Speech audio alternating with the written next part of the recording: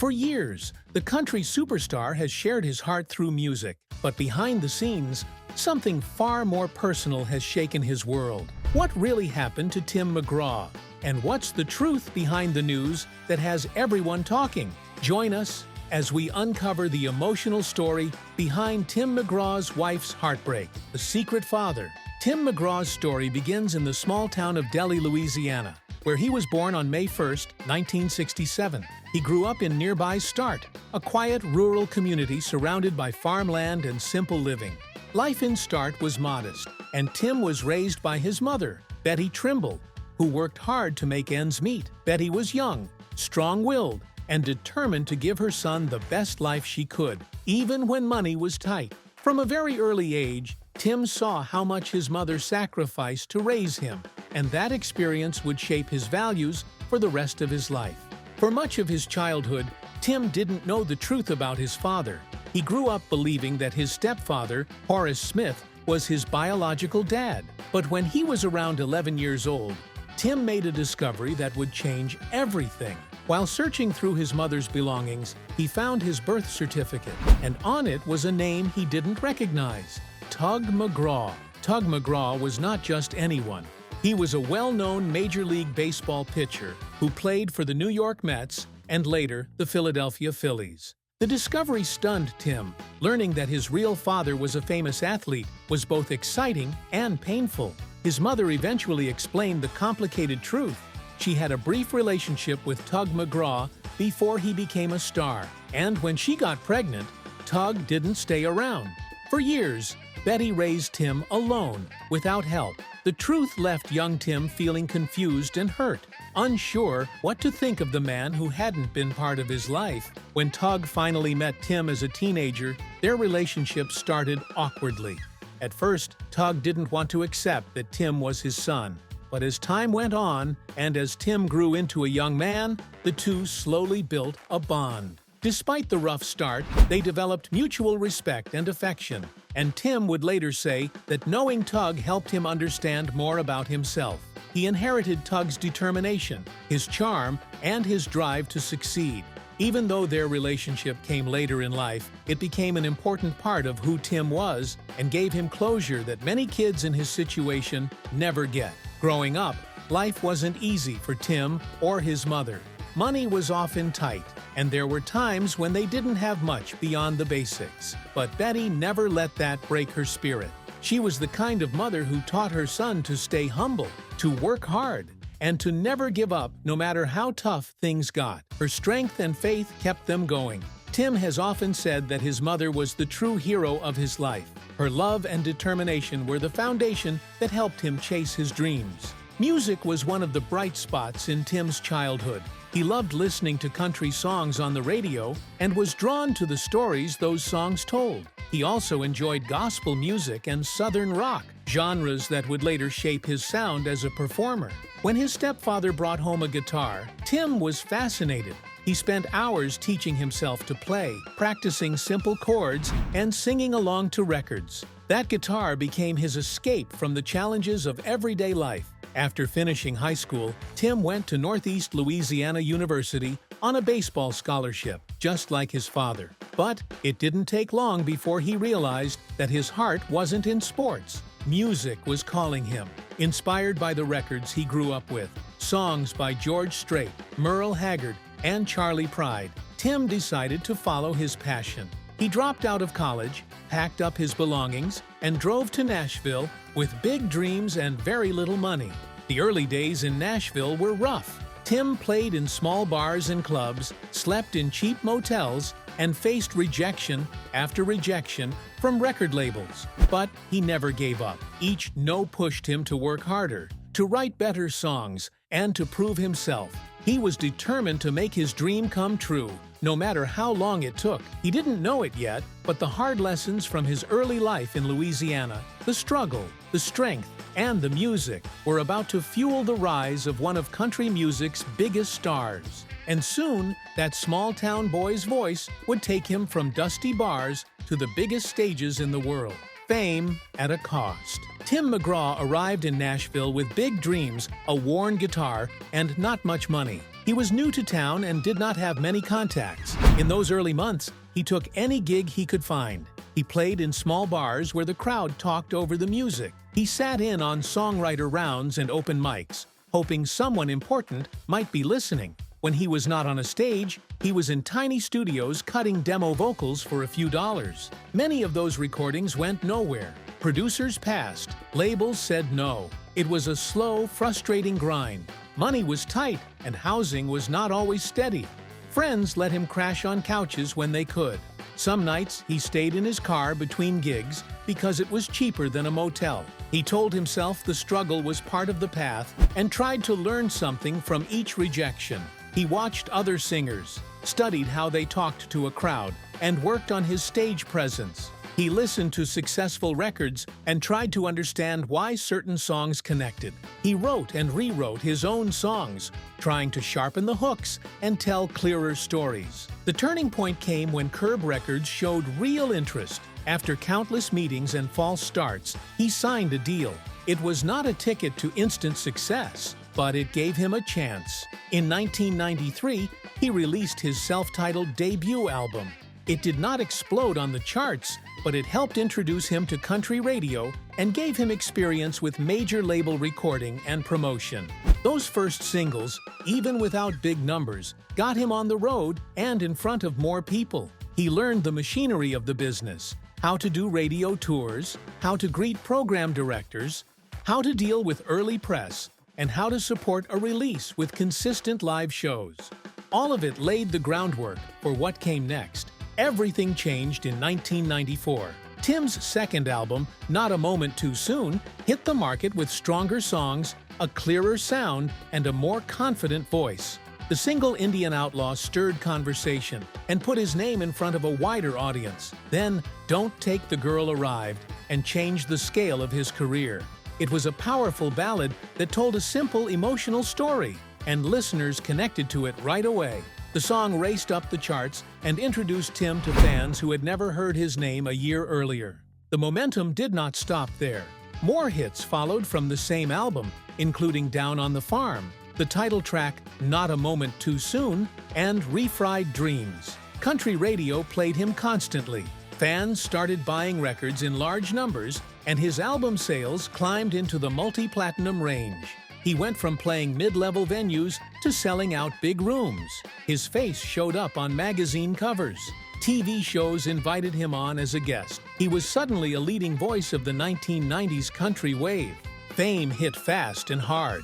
One year he was hustling for bar gigs. The next, he was a star with a packed tour schedule and a growing team around him. He had to learn how to handle interviews, meet and greets, and constant travel. He learned how to protect his voice, manage his energy, and pace a long run of shows. He also had to make quick and smart choices about the music that came next. Success can fade if the follow-up is weak, and he knew that. So he pushed himself and his collaborators to keep the bar high. The result was a streak of strong albums through the mid and late 1990s that kept his name at the top of the genre. As the hits stacked up, Tim became known as a must-see live act. His shows were energetic and tight. He delivered the big ballads with focus and brought extra punch to the up-tempo songs. He kept the band sharp and the set list balanced, so there were no slow stretches.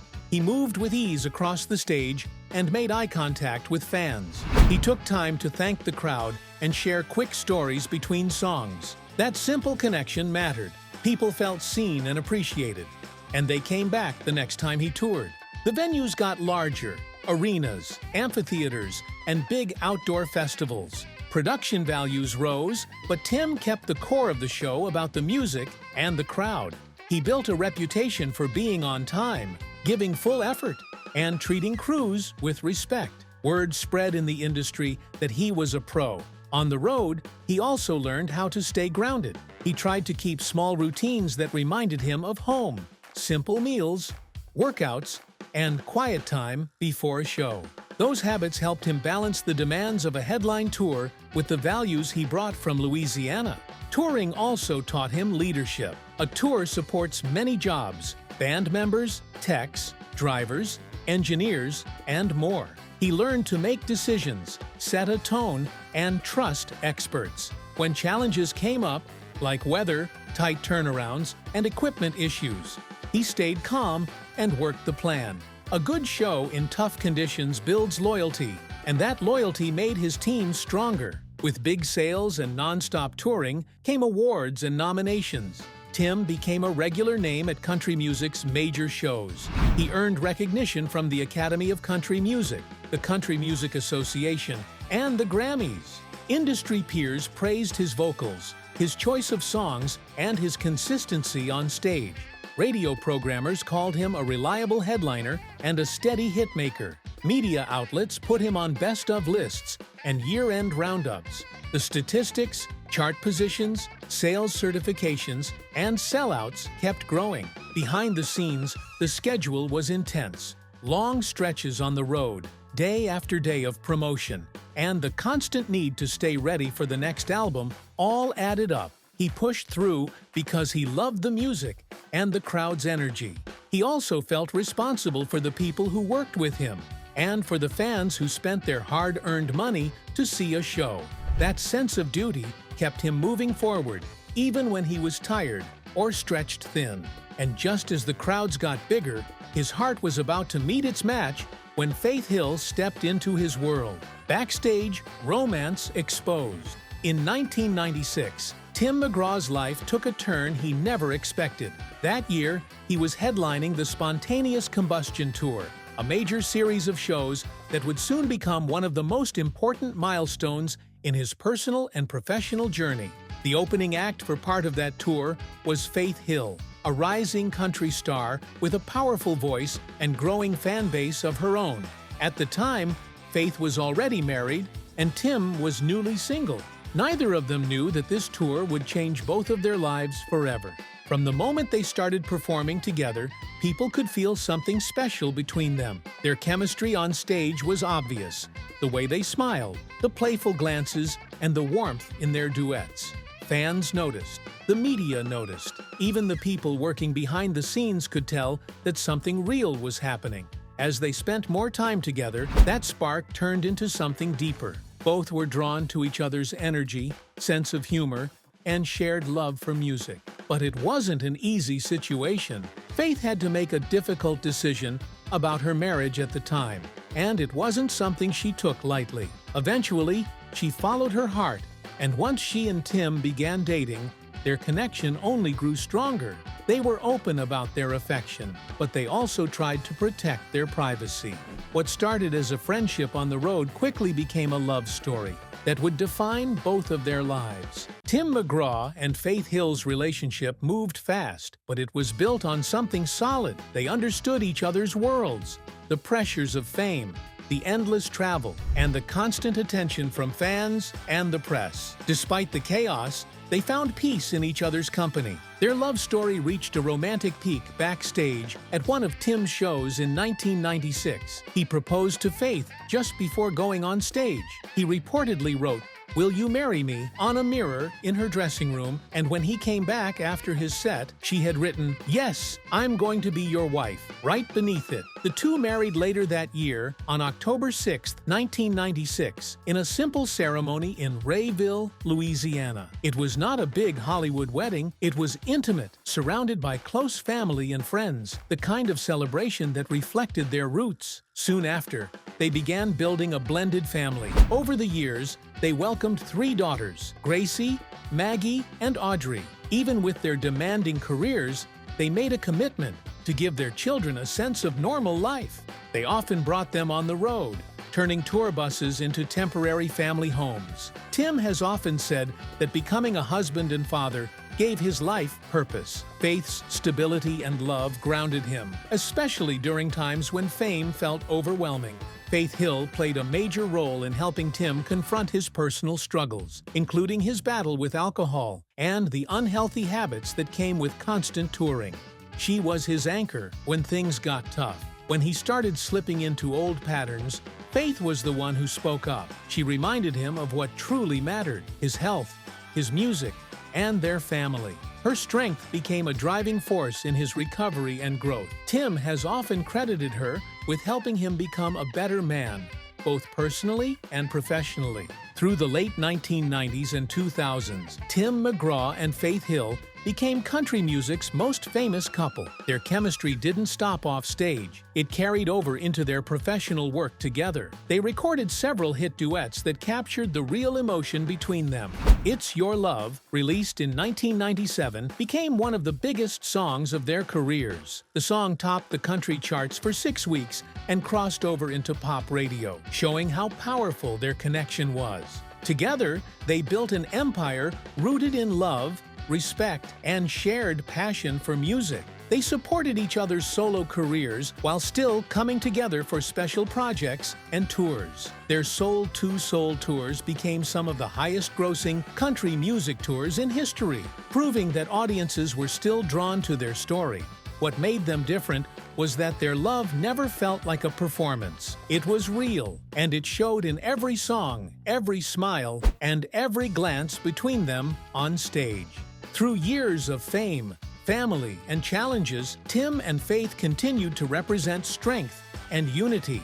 They balanced 2 superstar careers while raising their daughters and staying grounded in what truly mattered: love, family, and faith. But even as their love story seemed picture-perfect, behind the scenes, Tim was still fighting deeper personal battles that would soon test his strength once again. The slap heard everywhere. In July 2014, Tim McGraw was in the middle of his Sundown Heaventown tour, performing to packed crowds across the country. The tour was a big success, and his fans were excited to see him back on stage performing hits like Something Like That and Live Like You Were Dying. One of the most talked about shows happened in Atlanta, Georgia, but not because of the music. During the concert, while Tim was walking along the edge of the stage greeting fans, something unexpected happened. A woman in the front row reached out and grabbed the fabric of his jeans, reportedly pulling hard enough that the material ripped. In the moment, McGraw instinctively swatted downward to free himself. The moment was over in seconds, but several audience members had filmed the exchange on their phones. By the next morning, the video was all over the internet. Once the footage went viral, major entertainment outlets began dissecting the moment frame by frame. The headlines were dramatic, and some reports made it sound worse than it was. It became one of those stories that people debated endlessly. Was it self-defense, or did he cross a line? For Tim McGraw, who was known for being friendly and professional on stage, it was an uncomfortable spotlight. He wasn't used to being portrayed as aggressive or out of control. A few days after the show, he addressed the situation calmly in interviews, explaining his side of the story. He said that the fan had reached up and grabbed his jeans in a way that startled him and caused a reaction. It was an unfortunate situation, he told reporters. I reacted instinctively. Nobody feels good about it. But you just move on. His reaction was measured and respectful. He didn't blame the fan harshly, and he didn't try to stir up sympathy. He simply stated the facts, showing that he wanted to move past it. That honesty and level-headedness helped calm the situation. Fans appreciated that he owned the moment rather than avoiding it. For a brief time, it looked like the incident could turn into something more serious. The woman involved considered legal action, claiming she had been wrong. Reports surfaced that her attorney contacted McGraw's team. However, after a short investigation, the matter was quietly dropped. No charges were filed, and no lawsuit moved forward. It ended almost as quickly as it had started. Curb Records and Tim's management released statements confirming that it was an isolated event and that there was no lasting conflict. His tour continued without interruption, and audiences kept showing up in large numbers. McGraw didn't let the controversy slow him down or change his connection with fans. Instead, he used the experience as a reminder of how unpredictable live shows can be. But while he kept smiling on stage, few people knew that behind the scenes, Tim was battling much deeper struggles with health and addiction that would soon come to light. Drunk, broken, and saved. At the height of his fame, when Tim McGraw seemed unstoppable, few people knew how much pain he was hiding behind the scenes. On stage, he was the picture of confidence, but behind that bright image was a man quietly battling addiction, exhaustion, and self-doubt. His journey through those dark years and the strength it took to rebuild himself is one of the most powerful chapters of his life. Tim's struggle began slowly, almost invisibly. During his busiest years in the 1990s and early 2000s, he was touring constantly, recording new albums and appearing at countless events. The demands of success were enormous. He felt pressure to always be perfect, to sing flawlessly, look strong, and never show weakness. As the pressure grew, so did his reliance on alcohol. At first, drinking seemed harmless. Like many in the industry, Tim would unwind with a few drinks after shows or during late nights on the road. But over time, it became something he depended on. He started needing alcohol to perform, to relax, and to face the chaos of fame. Alongside drinking, he also relied on prescription painkillers to handle the physical strain that came from years of performing. Constant travel, back pain, and fatigue made it easy to justify taking something to get through the day. He later admitted that the lifestyle was destroying him from the inside. The long nights, hangovers, and guilt piled up. He was living two lives, the star everyone admired and the man who was slowly losing control. Faith Hill saw it happening before anyone else. She watched the man she loved drift further away, trapped by habits he couldn't break. Faith Hill has always been known for her strength and loyalty, but there came a point when she had to confront Tim about what his choices were doing to their family. It wasn't an easy moment. They had built their lives around love, trust, and raising their 3 daughters. But Faith knew she couldn't stand by and watch addiction take that away. In interviews, Tim has said there was one emotional moment that changed everything. Faith looked him in the eye and told him he had to make a choice: his family or his addiction. She made it clear that she loved him deeply, but could not continue living that way. Hearing those words hit Tim hard. He realized that he was not only hurting himself, but also the people who mattered most to him. That wake-up call was the beginning of a new chapter. In 2008, Tim McGraw made the decision to quit drinking for good. It wasn't easy. The habits were deeply ingrained, and he had to rebuild his entire lifestyle. But once he committed, he never looked back. He replaced alcohol with structure and discipline. Instead of staying out late, he began waking up early. Instead of drinking to escape, he found strength in routines that gave him peace and purpose. One of the biggest changes was his dedication to physical fitness. Working out became his therapy. He started a strict exercise routine that included running, strength training, and eating clean. Over the years, he transformed his body, earning a reputation as one of the fittest stars in country music. But while he had conquered his addictions, another challenge was waiting, one that would test his body, his spirit, and the love that had carried him this far. The diagnosis that shook them. After years of pushing himself to the limit, Tim McGraw's body began to show the cost of decades spent performing, touring, and training intensely. For much of his career, Tim was known for his incredible energy on stage and his dedication to fitness. He prided himself on giving every concert his full effort, often running, jumping, and performing under bright lights for hours at a time. Off stage, he trained like an athlete, following strict workout routines and pushing himself to stay in top shape. But all that physical strain, combined with a demanding schedule and years of travel, took a serious toll on his body. In 2018, the world saw just how serious Tim's health issues had become. During a concert in Dublin, Ireland, part of the C2C Country to Country Festival, Tim suddenly collapsed on stage in front of a packed crowd. The moment shocked fans, band members, and even Faith Hill, who was touring with him at the time. As the stage crew rushed to help, Faith ran to his side in tears, terrified for her husband. The audience sat in stunned silence as medics treated him behind the curtain. A few minutes later, Faith returned to the stage to address the crowd. Her voice shook as she explained that Tim was dehydrated and exhausted, and that he would not be able to finish the performance. The crowd responded with support, cheering for his recovery rather than expressing disappointment. That haunting image of Tim collapsing became one of the most talked about moments of his career. It was a reminder that even the strongest, most disciplined performers are still human. For Faith, it was a terrifying glimpse into how fragile life can be, especially after years of watching him push himself so hard for his career and his fans. After the collapse, Tim took time off to recover and undergo a full medical evaluation. Doctors reportedly diagnosed him with serious spinal and nerve-related issues that were causing ongoing pain and fatigue. Years of strain had affected his neck and back to the point that rest and medical care were no longer optional. They were essential. The diagnosis forced him to reevaluate everything: his work habits, his training routines, and even how he approached life itself. In interviews that followed, Tim opened up about the emotional side of the experience. He admitted that the health scare changed his perspective. "It makes you realize how quickly things can change," he said. "You start thinking about what really matters: your family, your health, and how you spend your time." He shared that for a long time he thought being strong meant never slowing down. But he now understood that real strength sometimes means knowing when to stop and heal. For Faith Hill, the diagnosis hit hard. She had already been through years of supporting Tim through addiction and recovery, and now she faced the fear of losing him to health problems. Close friends later shared that Faith had an emotional breakdown after learning how serious his condition was.